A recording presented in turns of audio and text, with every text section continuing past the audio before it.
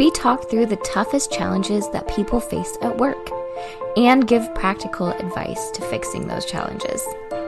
Thanks for joining our movement to create workplaces that are happier, healthier, aligned, and empowered by putting people at the center of all that we do.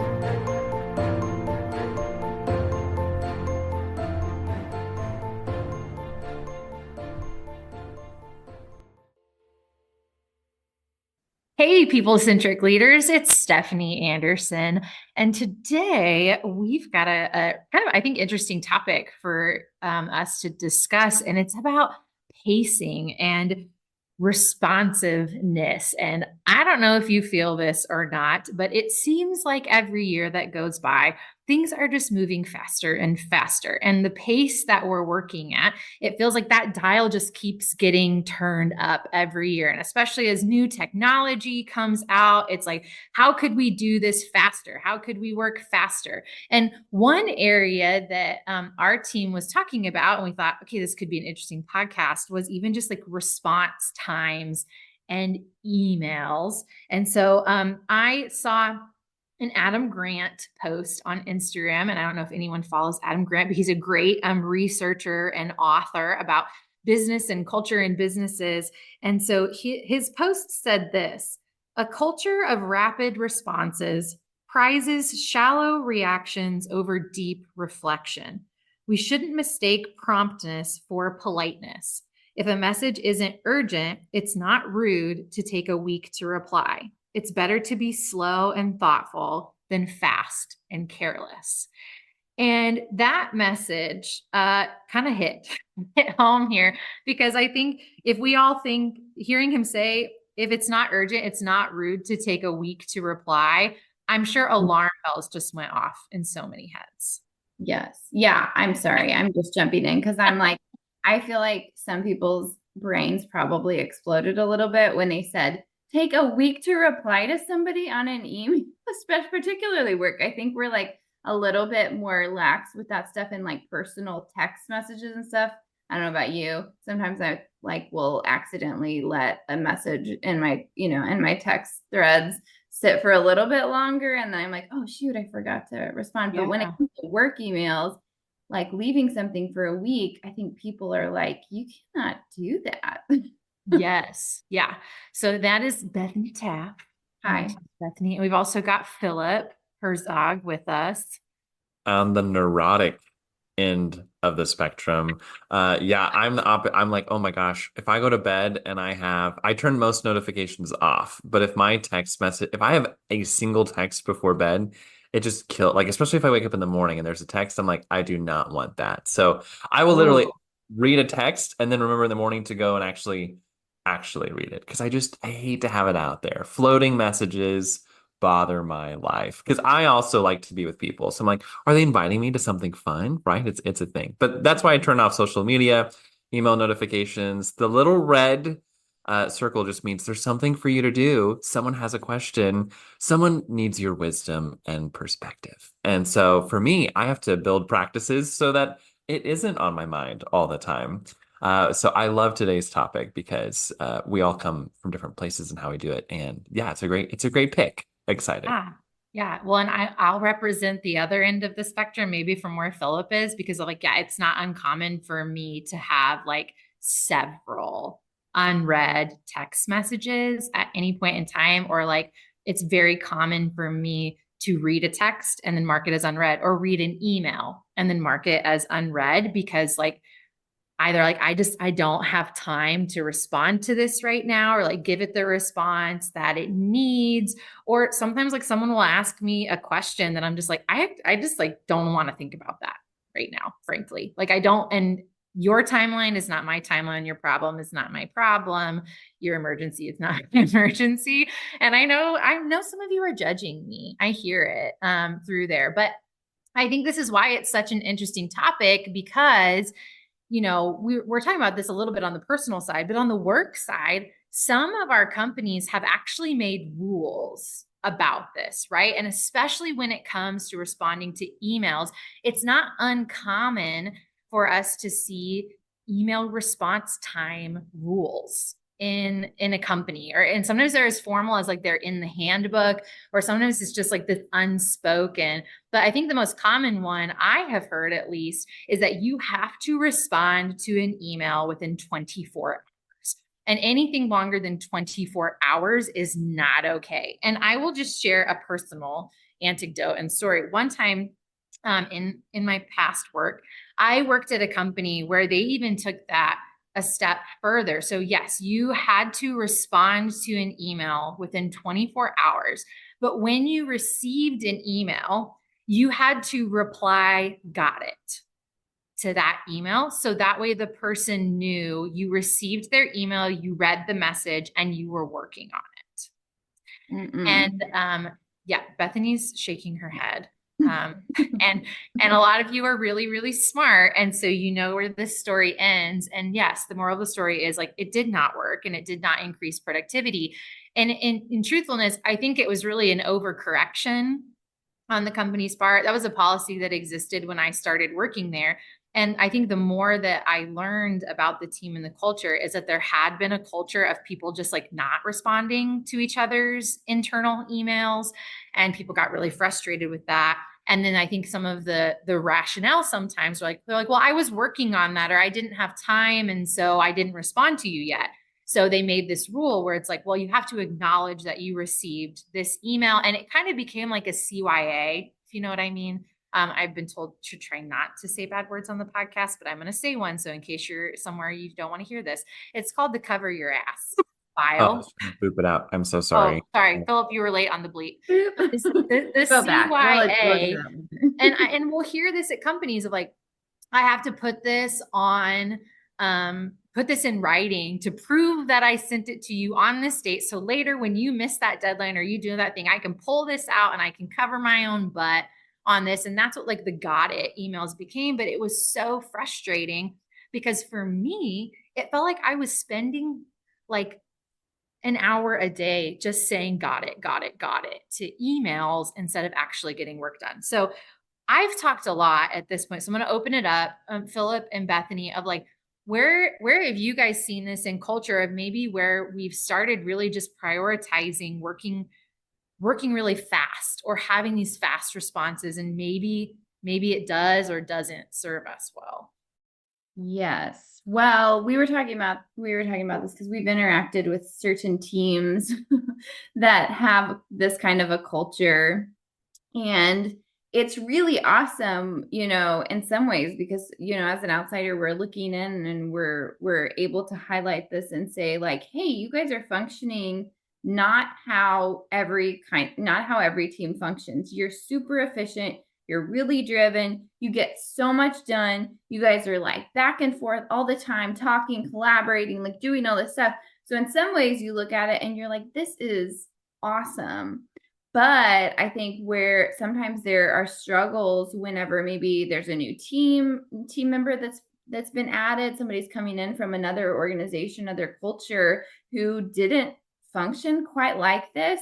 And a lot of times there's these like unspoken rules, like there's not like actual rules sometimes for this. It's just like, this is our culture, this is an unspoken rule. And so when you're new and you're kind of coming in and trying to learn like the pace of this new organization, it can be really, really difficult, because then people, if you don't respond in the time frame that everybody else responds to, whether that's on like internal emails or to a client, or like your instant message platform that you have within that organization, people start to think like, what's wrong with this person? Why are they not talking to us? Why are they not responding to us?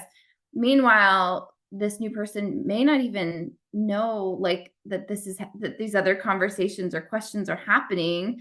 They're just like, oh, I was doing my other work, or like I was deep into this other stuff. And so there has to be some intentionality to say, like, if you are going to have this kind of culture, like you need to create some actual guidelines for what it is, without, kind of going overboard to Stephanie's example of having to put gotcha on every single email. And I think it's worth asking, because I think we've had conversations like this, to where we start asking the question of like, like, do you need to set guidelines around this, or do you need to adjust like your own pace and expectations as an organization on people's response times, whether internally or externally? And so I don't know, those are the first thoughts that are popping up for me of what we've seen with this too. That is a great example. I also was thinking, Bethany, to your point, I think sometimes there's the unspoken standard, and that's what everyone then tries to match. And something I think we have experienced, even with some of those really high performing, fast to communicate teams, is if you ask them, oh, well, what is the standard? Everyone still has a different example maybe of what it is, or the response is like, oh well, that's just what so and so does, that's just what Bethany does, so that's why I do it. Oh, and you're like, oh, Bethany, why do you do it? You're like, oh, that's what Stephanie does. You're like, oh well, Stephanie, what? And everyone's like, oh, we don't actually have to be putting that much pressure on ourselves to respond in this time. Like, without defining it, it's really unclear, and I think that leads to a lot of extra work. And there are messages that are urgent and important, but that doesn't mean that every message is urgent and important. And I'm not a fisher person. I'm not a fisherman. So this is a bad example. Someone who likes to fish will make fun of me for this. But in my mind, I kind of imagine it's like if you're on a little boat out in the water. We have lots of lakes here in the Ozarks, and every message I send out, this is at least how I think, it feels like I'm throwing a line out there. And if you send out, let's say, 12 emails in a day and 14 Slack messages and 3 Teams messages and then 2 phone calls, that's a lot of lines that you have in the water. And if I'm treating all of them with the same urgency, like there's this big important fish on the line, I'll wear myself out. But there are some that probably do have a bigger fish on the line. So having a team that's really unclear and has 35,000 poles in the water, that just leads to chaos. So one of my fixes that being one who's neurotic and tries to like treat every line like there's a really big fish on it, by Cal Newport, he wrote a book called Deep Work. And Mhm. one of my favorite parts of it, it encourages slowing down, not for the sake of just like slow your work down. I think people hear that and it gets scary, right? You're like, well, if we can be productive more efficiently, why don't we do that? I would say yes. Deep work is one of the ways you can do that, which is taking time to focus. And I love your story, Stephanie, because to reply "got it" to every email you get is the opposite of deep work. You might as well just say "lost it," right? Because that's not a qualitative response. It's just a reply that you probably then don't go back to reread later. So deep work is that idea of blocking specific time for really important tasks. And I think that is one thing that when a team clarifies their communication priorities, it Mhm. also paves the way to set your schedule to do deep work. That's really Yeah, good. that is really good. And yeah, I like what you pointed to there, Philip, is like, I think sometimes when we go really fast or we're trying to kind of like rule by policy, like I was saying, I think it was an overcorrection on this company's part to kind of do that. We lose track of what's actually important. And I think, that Adam Grant quote that I read too, he was talking about like it's better to be slow and thoughtful than fast and careless.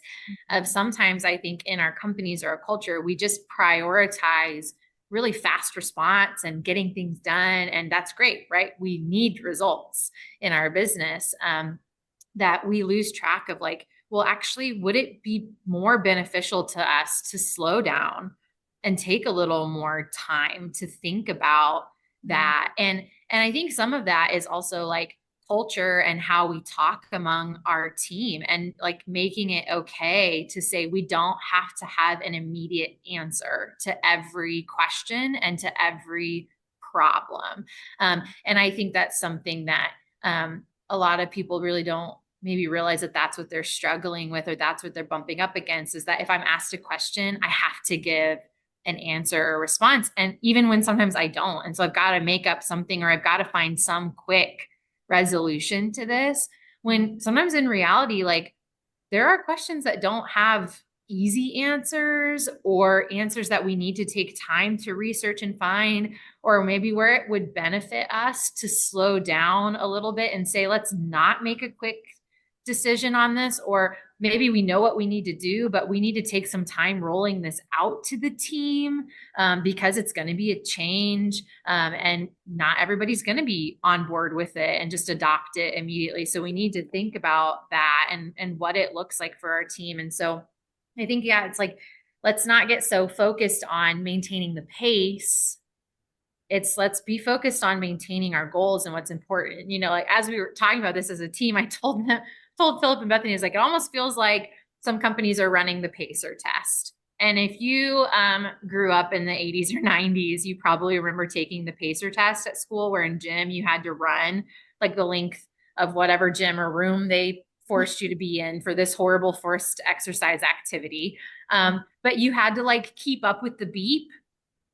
And it was the worst, right? Because even if you're like me and you're like competitive, you're like, I'm going to keep up with the beep. Absolutely. And then you remember like you have no physical endurance. And so you can't, and then it's hard and embarrassing. And so it's really only great for the kids who can like run for a long time. But I think it's a good analogy for business, because I think sometimes we get accidentally obsessed with just keeping up the pace. Yes. That we miss, like, hey, we've left the entire team behind, or we've left our clients or customers behind, or we just left what's most important behind for sake of keeping this up. And then we start like kind of policing each other's response times, because that becomes the most important thing. And then that feels icky. Yeah, this is such good points, because I'm thinking like, I think a lot of people in our society, in our culture, yeah, you're right. Like we place so much value, like self-value, on how quickly can we get something done and how much can we get done in the shortest amount of time. And I think we all have moments where we fall prey to that. And I don't like it. I understand the obsession with it, because when you do it and you like do it really well and you're like, this is awesome, I am amazing, I can do so many things so quickly. But honestly, you'll burn out so fast. And I think that's what I've seen is with the teams that we've worked with who are, we'll just say, highly efficient, who are highly efficient or who do have a really fast pace, is like after a while we check in and we're like, hey, are you okay? And the answer's like, no, I'm not okay. I'm stressed the heck out. And I understand why. And I think one of the things that you were talking about too, Philip, was like when you ask somebody like, why do we do it this fast or whatever? And it's like, well, it's because of this person or that person does it. And I think that's a message to leaders within companies too, is that like, you are the one that's setting the pace. And I think it's really hard, especially if you're a business owner, you have so much, you have so much ownership over the work that you do, and you care so much about the stuff that you're executing on every day, or you take a lot of pride maybe in the team that you are kind of taking care of and watching over and supporting, and all of that's wonderful. But and you might even be thinking like, well, I don't expect my whole team to function the same way that I do as the leader, as the owner. But your team is watching you, and they are going to pick up, on the same kind of pacing or just the same habits that you have or things like that. And so it's just part of it as a leader, is that people are going to watch you and they're going to think, okay, this is how we do things here. And so if that's what they're seeing, then that's what they're going to pick up. And then pretty soon you're going to have an organization full of really stressed out people, because they're all kind of running too fast for their own good. And so I like what you said, Stephanie, is like, there's a difference. We're not saying that you can't be really efficient, but know when and where and why you're doing it, and have really good, clear goals, so that, hey, we should have a quick pace over here because this is what we're trying to execute on. But there might be other times where it's like, hey, we don't have to maintain the same pace over here because it doesn't matter as much. Yeah. And I love what you said, Bethany, of like leaders, like it starts with you. Cause I think I can, probably imagine some of you listening to this and like, okay, well, like if that's what our culture feels like right now, how do you do this better? And I think the good news, bad news is that leaders, like it starts with you. I know someone in my life who's a leader who like will respond to emails in the evening quite a bit.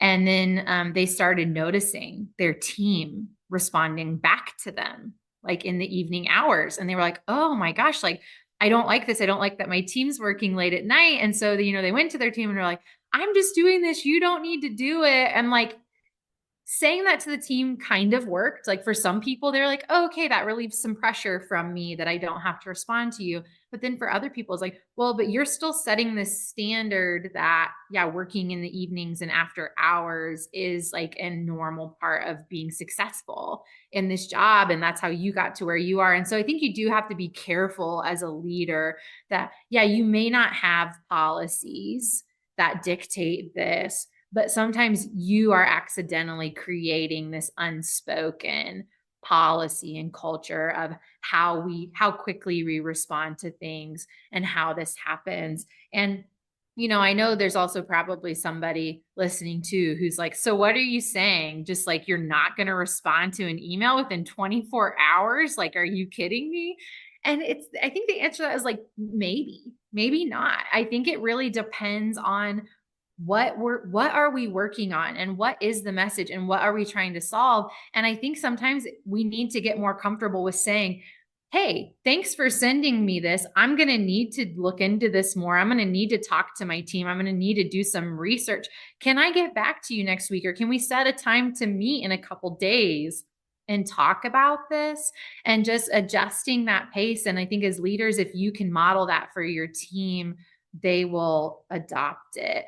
So again, it's like moving away from maybe having these hard standards or these unspokens and just saying like, let's just open it up and be honest that sometimes a 24-hour response is not helpful to us, but yeah, like let's be responsive. Like let's prioritize responsiveness. That's important.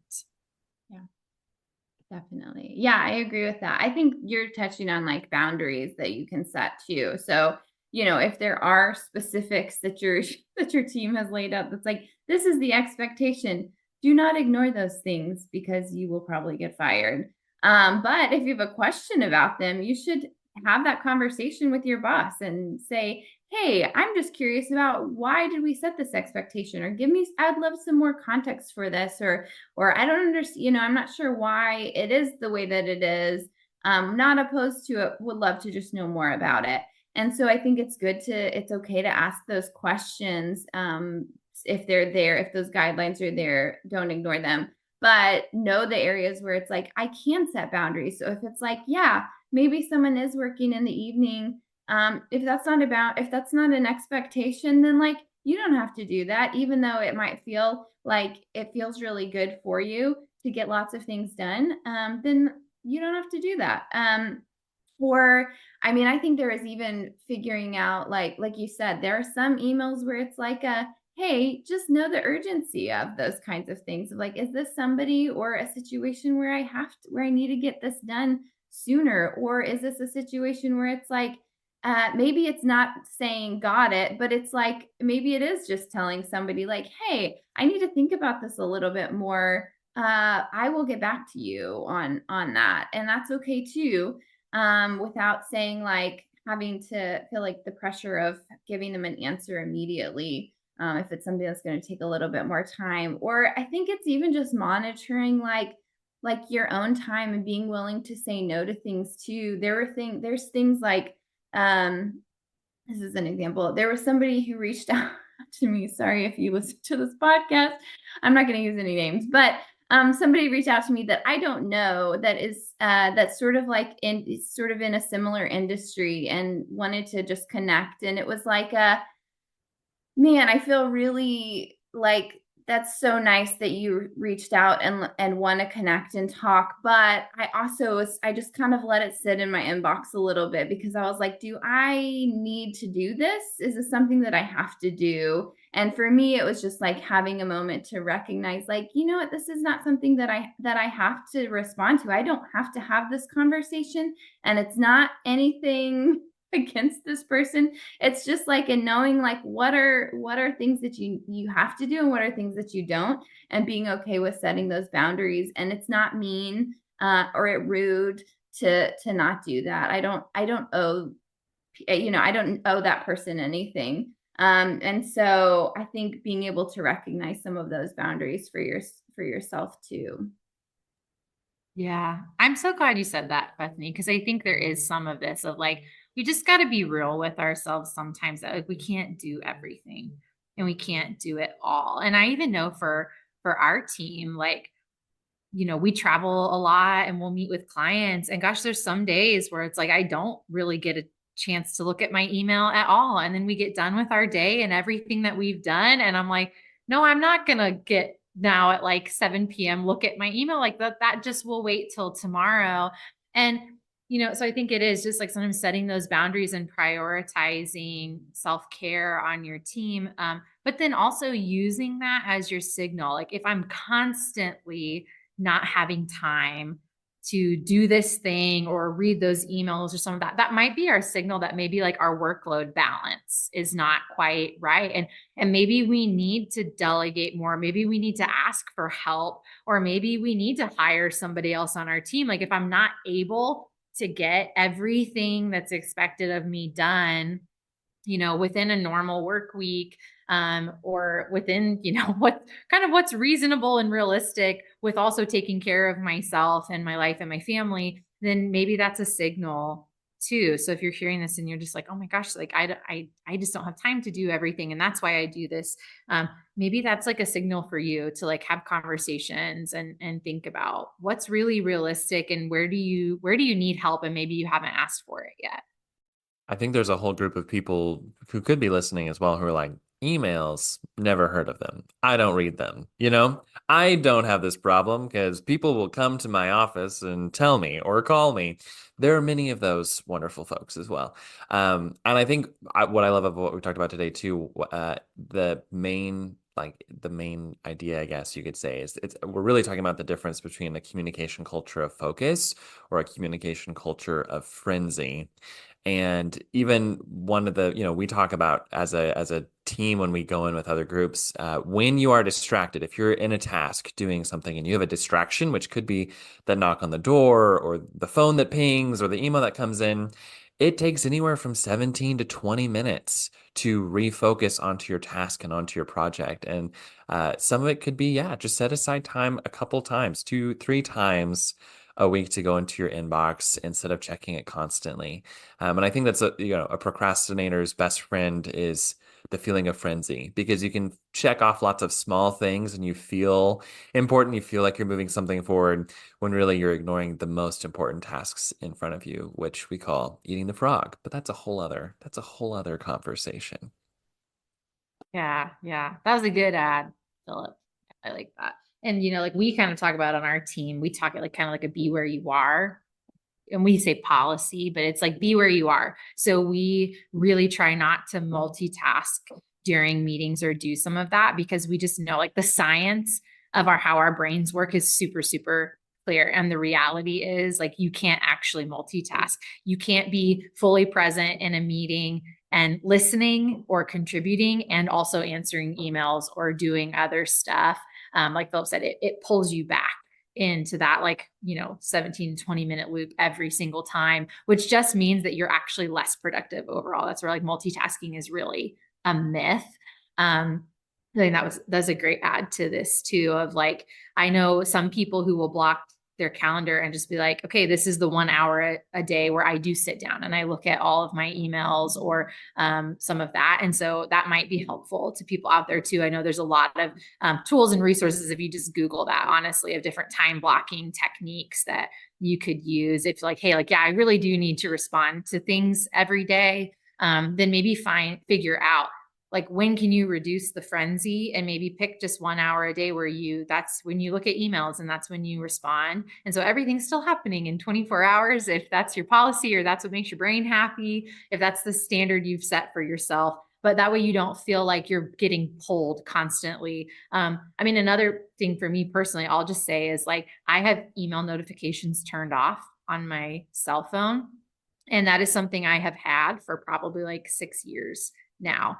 And it has been very, very life-giving to me to not have the notification pop up every single time I get an email, because it's almost never that I see an email come through and I am just like sitting doing nothing and have time to respond to this, right? And then it pulls my focus somewhere else. And I just know personally, I've talked to people about this before, and a lot of people are like, I've never even thought of that. Like, we've just made it such a cultural norm to have notifications turned on for your email. Like, I've never even thought about the fact that I could turn that off. And that is not something that my job can like require of me on my personal cell phone device to have email notifications turned on. So there's just a little thought and tidbit for you there. If you're really struggling with this, like, consider doing some time blocking, consider turning off some of those notifications so you can focus on what's more important. And again, that does not mean that you're going to stop responding to emails or you're not going to be prompt when you need to be prompt,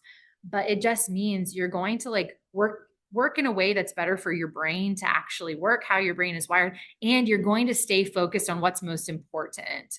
And again, like, use those as your signals. If we can't get to everything that's important in a day, then have we made everything urgent? And do we need to reclassify? Because if everything's important, nothing is, right? Or do I need to ask for help? Do we need to add somebody to our team because we're at capacity? So, yeah. This is really good. Yeah. Bethany or Philip, any final thoughts you'd add to this?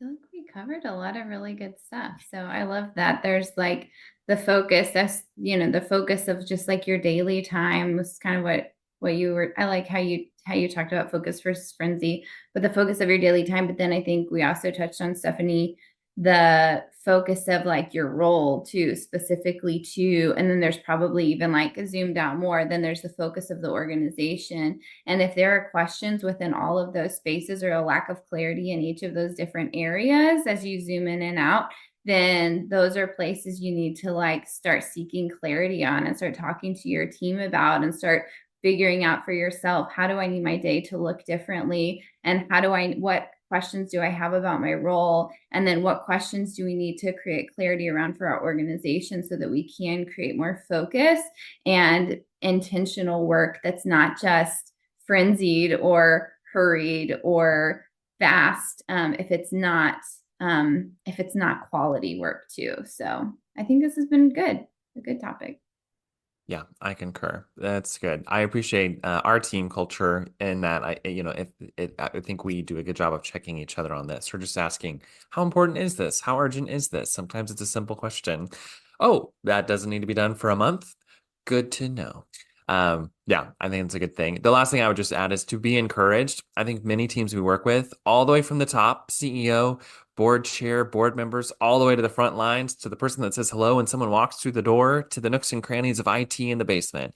I think all kinds of people feel this need, and there's an assumption that higher up, somewhere else, someone else doesn't have this. But really, it starts with you, that you can make the choice to not have that and to have focus instead. Yeah, that's great. Well, thanks for listening in today. We hope this has been a helpful, or at least maybe like enlightening topic, give you something to think about for your job or with your team. How can we stay focused on what's most important and not give in to the frenzy of fast in our world? So if you have more thoughts or questions for us on this topic, be sure to listen to the outro and send them our way. But we hope you all have a great rest of your day, and we'll see you soon. Thank you for listening to the People Centered Podcast. We are so grateful for you joining us every week. If you like this content, please like and subscribe. Also, feel free to share on your social media with everyone that you know. It really does help us. If you would like to contact us, I have put our information in the show notes. Please reach out anytime. We love hearing from you. We will be back next week with a new topic. Until then, be well and lead.